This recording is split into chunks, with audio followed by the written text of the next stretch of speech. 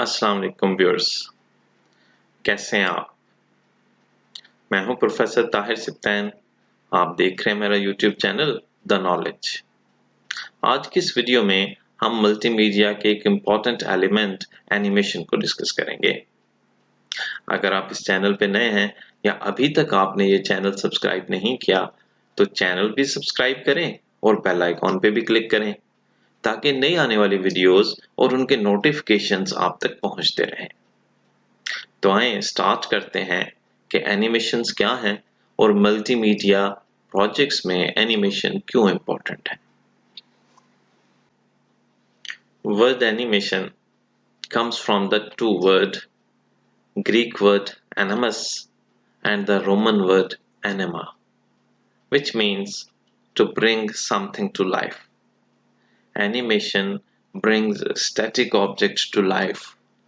It's animation that brings statics to dynamics. That's why animation called brings something to life. अगर हम animation की definition देखें तो animation एक ऐसी टेक्निक है जो कि मूवमेंट का इल्यूजन क्रिएट करेगी। इट मीन्स कि एनिमेशन कोई एक्चुअल मूवमेंट नहीं है, स्टैटिक ऑब्जेक्ट्स होंगे और स्टैटिक ऑब्जेक्ट की मूवमेंट का इल्यूजन क्रिएट किया जाएगा। जब ह्यूमंस एनिमेशन को देखेंगे तो ह्यूमंस को एक मूविंग ऑब्जेक्ट्स नजर आएंगे, लेकिन रियली वो जस्ट स्टैटिक ऑब्जेक्ट्स होंगे। उनकी डिफरेंट इंडिविजुअल ड्राइंग्स होंगी, फोटोग्राफ्स होंगी जिनको नंबर ऑफ फ्रेम्स की फॉर्म में डिस्प्ले किया जाएगा, प्रोजेक्ट किया जाएगा। और एक कॉमन एनिमेशन में टिपिकली 24 फ्रेम्स पर सेकंड प्रोजेक्ट किए जाते हैं। एप्लीकेशंस ऑफ एनिमेशन, एनिमेशंस की डिफरेंट एप्लीकेशंस हैं।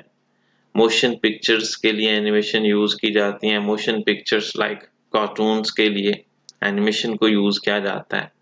एडवर्टाइजिंग एंड मार्केटिंग के लिए, प्रोडक्ट डेमोन्स्ट्रेशन के लिए एनिमेशंस को यूज किया जाता है।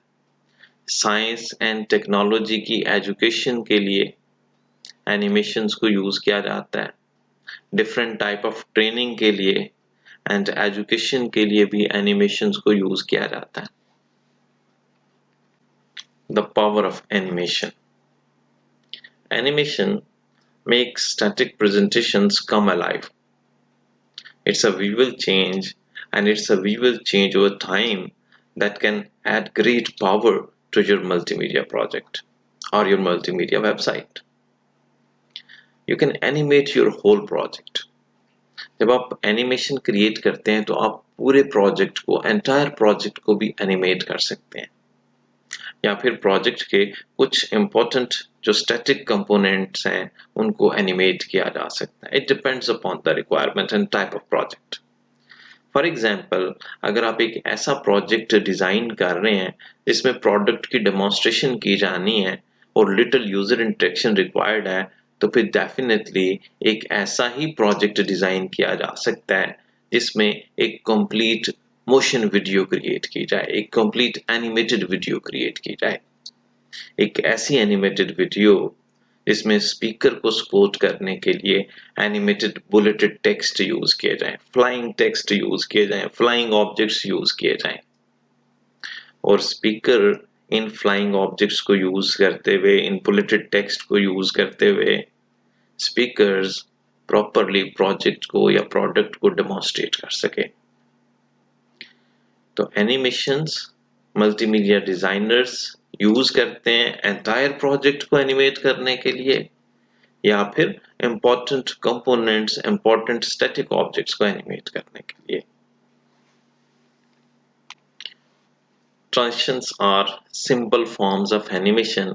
सबसे सिंपल एनिमेशंस जो हैं वो ट्रांजिशंस हैं, जैसे स्लाइड ट्रांजिशंस होती हैं। ये पावर पॉइंट स्लाइड्स जो आप देख रहे हैं, जब एक स्लाइड जाएगी और उसकी जगह पे दूसरी स्लाइड स्क्रीन पे दिखाई जाएगी तो इसको स्लाइड ट्रांजिशन कहा जाएगा। स्लाइड ट्रांजिशन में वाइप, जूम एंड डिसॉल्व ये मोस्ट कॉमन एनिमेशंस हैं जो तमाम एनिमेशन सॉफ्टवेयर्स में अवेलेबल हैं।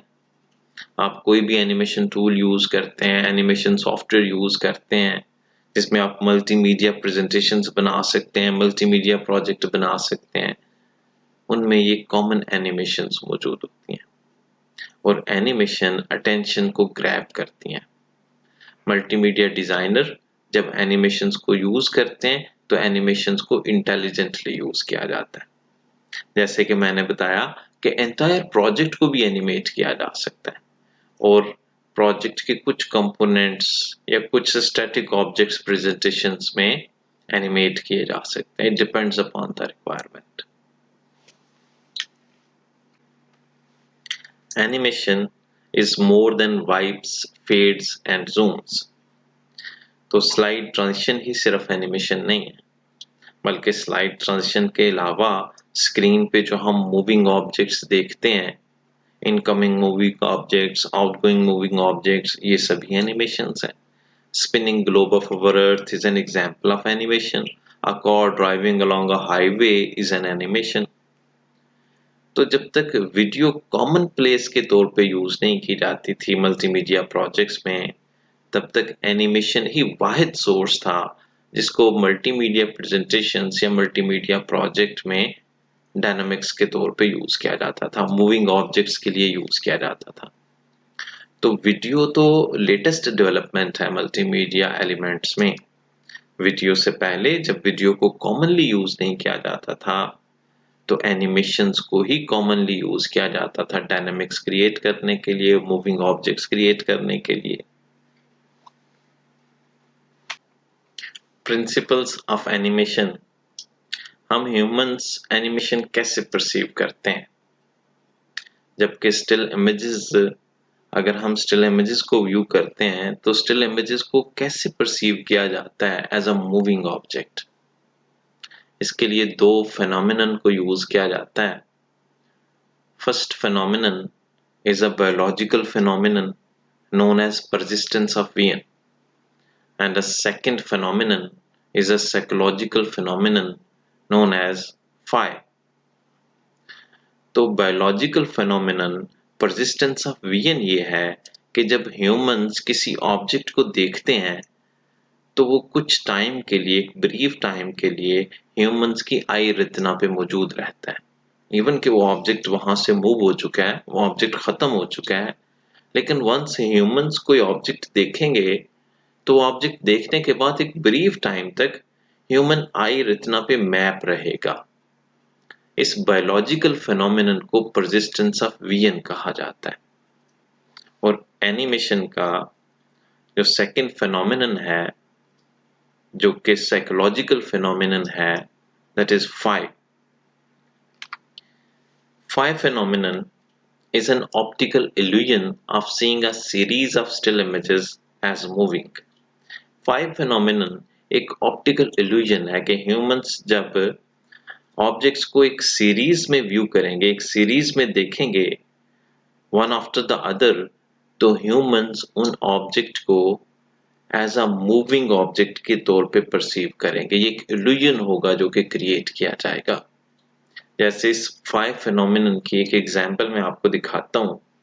आप स्क्रीन पे एक लाइन देख रहे हैं, ये स्क्रीन की एक पोजीशन पे एक लाइन आपको नजर आ रही है। जैसे ही मैं इस स्क्रीन से नेक्स्ट स्क्रीन पे जाता हूँ, एक लाइन इस स्क्रीन पे यहाँ पे ड्रॉ की गई है।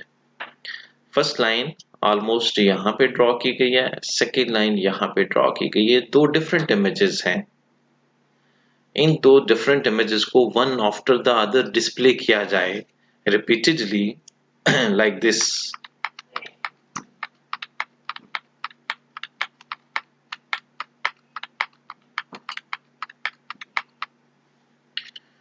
तो ये आप मूविंग ऑब्जेक्ट के तौर पे परसीव करेंगे। आपने इसी तरह से देखा होगा कि एक लाइन यहां से यहां तक मूव करती है। फर्स्ट लाइन यहां से यहां तक मूव कर रही है। ये फेनोमेनन जो है, ये फी फेनोमेनन या फाइव फेनोमेनन कहलाता है कि ह्यूमन सीरीज ऑफ इमेजेस को जब वन आफ्टर अदर देखेंगे तो इसको मूविंग ऑब्जेक्ट के तौर पे परसीव करेंगे। और ये एक्चुअली जो दो लाइंस के बिटवीन में स्पेस है, जैसे कि लाइन वन यहाँ पे थी, लाइन 2 यहाँ पे डिस्प्ले की जा रही है, लाइन 1 यहाँ पे डिस्प्ले की जाती है, लाइक दिस। ये लाइन 1 डिस्प्ले की जा रही है, ये लाइन 2 डिस्प्ले की जा रही है। तो लाइन 1 और 2 के बिटवीन में जो स्पेस है, वो स्पेस हमारा ब्रेन फिल करता है। और इसके लिए first phenomenon persistence of being को भी यूज किया जाता है, कि जैसे मैंने बताया कि जब हम एक इमेज देखेंगे तो एक ब्रीफ टाइम के लिए हमारी ह्यूमंस की आई रेटिना पे मौजूद रहेगा, persistence of being. And five phenomenon, that is psychological phenomenon, कि ह्यूमंस जब one after the other image देखेंगे इन अ सीरीज तो वो उसको मूविंग परसीव करेंगे। And this makes it possible for a series of images that are changed very slightly and very rapidly one after the other to seemingly blend together into a visual illusion of movement। और इन्हीं दो phenomenon की वजह से ये जो animation है ये पॉसिबल हो सकती है। तो ह्यूमंस एनिमेशन परसीव करते हैं, ह्यूमंस के लिए एक इल्यूजन क्रिएट किया जाता है एनिमेशन का, जबकि एक्चुअली तो वो स्टैटिक ऑब्जेक्ट्स होते हैं, वो ऑब्जेक्ट्स तो मूव नहीं करते, लेकिन उन ऑब्जेक्ट्स को repeatedly one after the other in a series display किया जाता है और ह्यूमन उसको as a animation, as a moving object perceive करते हैं। Digital television video builds 24, 30 or 60 entire frames of picture every second depending upon settings। Television पे भी जो हम वीडियोस देखते हैं, मूवीज देखते हैं, उन मूवीज या वीडियोस के लिए भी इसी इल्यूजन को यूज किया जाता है और 24 to 30 और even 60 frames of pictures display किए जाते हैं पर सेकेंड। तो हम स्टिल इमेजेस को एज अ मूविंग ऑब्जेक्ट्स के तौर पे देख सकते हैं, एज अ मूविंग इमेजेस देख सकते हैं। जैसे एनिमेशंस क्रिएट की जाती हैं, जब मूवीज रिकॉर्ड की जाती हैं तो मूवीज भी जनरली 24 फ्रेम्स पर सेकंड रिकॉर्ड की जाएंगी। और जब इनको प्रोजेक्ट किया जाएगा तो डिफरेंट प्रोजेक्शन ट्रिक्स यूज किए जाएंगे, जैसे कि प्रोजेक्टर शटर मल्टीपल टाइम हर एक फ्रेम में लाइट थ्रो करेगा, तो फ्लिकर रेट इंक्रीज हो जाएगा, डबल हो जाएगा। 24 फ्रेम्स हैं पर सेकंड तो 48 फ्रेम्स पर सेकंड होंगे और ह्यूमंस फिर इसको एज अ मूविंग ऑब्जेक्ट देख सकेंगे, एज अ मूवी की फॉर्म में देख सकेंगे। इसी तरह से कुछ प्रोजेक्टर्स जो हैं वो इस फ्लिकर रेट को इंक्रीज कर सकते हैं, 3 टाइम इंक्रीज कर सकते हैं, तो 24 फ्रेम्स 72 फ्लिकर्स पर सेकंड तक इंक्रीज हो सकते हैं। एनिमेशन बाय कंप्यूटर, कंप्यूटर में 2D एनिमेशन है, 2x1/2 2.5D एनिमेशन भी इसको कहा जाता है एंड 3D एनिमेशंस है। कंप्यूटर से पहले एनिमेशन बाय हैंड क्रिएट की जाती थी। जब कंप्यूटर्स में एनिमेशन को यूज किया जाता है तो कंप्यूटर में जो सबसे सिंपल एनिमेशन क्रिएट की जाती है वो 2D एनिमेशन कहलाती है और थोड़ी सी एडवांस एनिमेशन जो है वो 2.5D और 2x1/2D एनिमेशन कहलाती है, जहाँ पे थर्ड डायमेंशन को भी यूज किया जाता है और थर्ड डायमेंशन का एक इल्यूजन क्रिएट किया जाता है। डिफरेंट इफेक्ट्स यूज किए जाते हैं, जैसे कि शैडो इफेक्ट यूज किया जाएगा, highlight and other effects use किए जाएंगे। And 3D animation is the most realistic animation, जिसके लिए 3 डायमेंशंस यूज की जाती हैं। In 2D space, visual change that bring an image alive occur on the flat Cartesian x and y axis of the screen। जब आप 2D animation को देखेंगे तो 2D एनिमेशन में जो एनिमेटेड ऑब्जेक्ट्स होंगे वो अलोंग x एक्सिस मूव करेंगे या अलोंग y एक्सिस मूव करेंगे। तो एनिमेटेड ऑब्जेक्ट्स जो कि x एक्सिस पे मूव कर सकते हैं, y एक्सिस पे मूव कर सकते हैं, वो एनिमेटेड ऑब्जेक्ट 2D स्पेस में क्रिएट किए गए होते हैं, उनको 2D एनिमेशन कहा जाता है। जैसे कि एग्जाम्पल में कोई मूविंग वर्ड जो है वो अगर एनिमेट किया गया है तो वो 2 डायमेंशनल एनिमेशन होगी। कोई होवर ओवर बटन जो है या ऐसे बटन जिन पे क्लिक करेंगे तो वो अपना कलर चेंज करेंगे, अपनी शेप चेंज करेंगे, ऐसे बटन्स भी टू डायमेंशन एनिमेटेड होते हैं। जैसे आप एग्जांपल में देख भी रहे हैं कि ये जो टेक्स्ट लिखा हुआ है इट्स अ मूविंग टेक्स्ट, तो ये टेक्स्ट टू डायमेंशन में एनिमेट किया गया है। या आप ओवर बटन देख रहे हैं कि जिस बटन पे माउस पॉइंटर को मूव करते हैं तो वो बटन जो है वो एनिमेट होता है, वो मूव करता है, अपनी पोजीशन को चेंज करता है, अपने कलर को चेंज करता है। तो इस तरह के जो बटन्स क्रिएट किए जाते हैं वो भी two dimension animation. And 2 into 1 by 2 dimension animation, 2.5D animation, इसमें Z एक्सिस भी यूज किया जाएगा, जिसमें डेप्थ भी विजिबल होगी इस एनिमेशन में। लेकिन एक्चुअली Z एक्सिस मौजूद नहीं होगा, जस्ट Z एक्सिस की एक इल्यूजन क्रिएट की जाएगी। और इस इल्यूजन को क्रिएट करने के लिए शैडो इफेक्ट्स यूज किए जाएंगे, लाइट इफेक्ट्स यूज किए जाएंगे, हाइलाइटिंग इफेक्ट्स यूज किए जाएंगे, एम्बॉसिंग इफेक्ट्स यूज किए जाएंगे and many other effects use किए जाएंगे, जो कि ये डेप्थ का इल्यूजन क्रिएट करेंगे, जी एक्सिस का इल्यूजन क्रिएट करेंगे। 3D एनिमेशन और 3 डायमेंशनल एनिमेशन ऐसी एनिमेशन है जिसके लिए 3 डायमेंशनल स्पेस को यूज किया जाता है। जैसे कि 2D एनिमेशन के लिए 2 डायमेंशनल स्पेस यूज की जाती है, एक्स एक्सिस वाई एक्सिस को यूज किया जाता है। 3 डायमेंशन एनिमेशन क्रिएट करने के लिए 3 डायमेंशनल स्पेस रिक्वायर्ड होती है। और 3D ऑब्जेक्ट्स जब क्रिएट किए जाते हैं तो 3D ऑब्जेक्ट्स 3 डायमेंशंस में मनोवर कर सकते हैं। फिर इसके साथ डिफरेंट इफेक्ट्स यूज किए जाते हैं, जैसे कि texture effects, lighting effects, shadow effects, और ये इफेक्ट्स फिर एक रियलिस्टिक एनवायरनमेंट क्रिएट करते हैं, इसको 3D एनिमेशन कहा जाता है। Cel animation. Cel animation animation की ऐसी टेक्निक है जिसको डिज्नी ने मोस्ट ऑफनली अपनी मूवीज में यूज किया है, और डिज्नी ने ही इस टेक्निक को मोस्ट पॉपुलर टेक्निक बना दिया है एनिमेशन के लिए। इस टेक्निक में हर एक ग्राफिक के लिए एक डिफरेंट फ्रेम यूज किया जाता है और special type of sheets use की जाती थी, जिन शीट्स को सेलुलॉइड शीट्स कहा जाता था, जो हर एक फ्रेम के लिए एक इंडिविजुअल शीट को यूज किया जाता था। तो जैसे हमने पहले भी डिस्कस किया कि 24 फ्रेम्स पर सेकंड मूवीज शॉट की जाती थी, तो 1 मिनट की वीडियो रिकॉर्ड करने के लिए 1440 सेपरेट फ्रेम्स रिक्वायर्ड होते थे 1 मिनट मूवी क्रिएट करने के लिए, जब सेल एनिमेशन टेक्निक को यूज किया जाता था। और सेल एनिमेशन का कुछ कॉन्सेप्ट देखें जी। सेल एनिमेशन की फ्रेम्स से स्टार्ट होती थी। की फ्रेम्स फर्स्ट फ्रेम और लास्ट फ्रेम की फ्रेम्स कहलाते थे। जब सेल एनिमेशन क्रिएट की जाती थी तो जो कुछ भी एनिमेट करना है उसका एक पहला फ्रेम क्रिएट करना है और एक लास्ट फ्रेम क्रिएट करना है। इसके बाद ट्विनिंग का प्रोसेस स्टार्ट होता था। ट्विनिंग का प्रोसेस ये था कि अब इन दो फ्रेम्स को फिल किया जाए और इनके बिटवीन में एनिमेशन क्रिएट की जाए, जैसे कि ये फर्स्ट फ्रेम और ये लास्ट फ्रेम।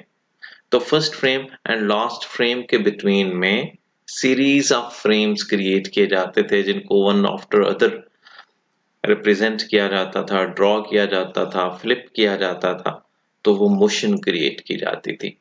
और अब यही टेक्निक जो है ये कंप्यूटर ग्राफिक्स से रिप्लेस कर दी गई है। कंप्यूटर्स को यूज किया जाता है, कंप्यूटर्स भी सेल एनिमेशन की टेक्निक को यूज करते हैं, की फ्रेम्स क्रिएट करते हैं, इवन ट्विनिंग का प्रोसेस भी परफॉर्म करते हैं। कंप्यूटर एनिमेशन भी सेल एनिमेशन मॉडल पे बेस करती है। कंप्यूटर एनिमेशन में भी same terms and same techniques use की जाती हैं, जैसे कि लेयर्स, की फ्रेम्स एंड ट्विनिंग टेक्निक्स। ये टेक्निक्स, ये प्रोसेस सेल एनिमेशन में यूज किए जाते थे और इन्हीं टेक्निक्स और इन्हीं प्रोसेस को कंप्यूटर एनिमेशन में भी यूज किया जाता है। जो एनिमेशन सॉफ्टवेयर्स कंप्यूटर्स में यूज किए जाते हैं वो एनिमेशन सॉफ्टवेयर्स भी इन्हीं टेक्निक्स एंड टर्म्स को यूज करते हैं। आज भी सॉफ्टवेयर्स में यही लेयर्स की टर्म यूज की जाती है, की फ्रेम्स की टर्म्स यूज की जाती है, ट्विनिंग प्रोसेस परफॉर्म करने के लिए प्रोसेस भी यही परफॉर्म किया जाता है और टर्म भी ट्विनिंग यूज की जाती है। तो कंप्यूटर एनिमेशन मॉडल जो है ये भी सेल एनिमेशन मॉडल पे ही बेस करता है। जस्ट डिफरेंस ये है कि अब सॉफ्टवेयर के लिए ये डिसाइड किया जाता है कि सॉफ्टवेयर ने कितनी एनिमेशन क्रिएट करनी है। जैसे कि जब ट्विनिंग प्रोसेस परफॉर्म किया जाता है ना, तो की फ्रेम्स के बिटवीन में जो फ्रेम्स फिल किए जाते हैं, ये डिसाइड किया जाता है कि इन फ्रेम्स में से कितने फ्रेम्स हैं वो कंप्यूटर क्रिएट करेगा। Kinematics and inverse kinematics, study of movement and motion of structures that have giants. तो जायंट्स की मूवमेंट एंड जायंट्स के मोशन की स्टडी जो है ये किनेमैटिक्स कहलाती है, और ये कॉम्प्लिकेटेड है, कॉम्प्लेक्स है। जैसे कि एक वॉकिंग पर्सन है, एक वॉकिंग डॉग है, तो वॉकिंग पर्सन या वॉकिंग डॉग को एनिमेट करना कॉम्प्लिकेटेड होगा, बिकॉज इसमें जायंट्स की मूवमेंट इन्वॉल्व होगी। तो डिफरेंट जो पैरामीटर्स हैं उनको कैलकुलेट करना पड़ेगा, जैसे कि वेलोसिटी को कैलकुलेट करना पड़ेगा, पोजीशन को, रोटेशन को कैलकुलेट करना पड़ेगा, एक्सेलरेशन को, अदर बॉडी पार्ट्स इसमें इन्वॉल्व होंगे। तो किनेमैटिक्स एनिमेट करना, ह्यूमन जायंट्स की मूवमेंट एनिमेट करना, वॉकिंग पर्सन को एनिमेट करना, ये कॉम्प्लिकेटेड है, कॉम्प्लेक्स है। And what is inverse kinematics?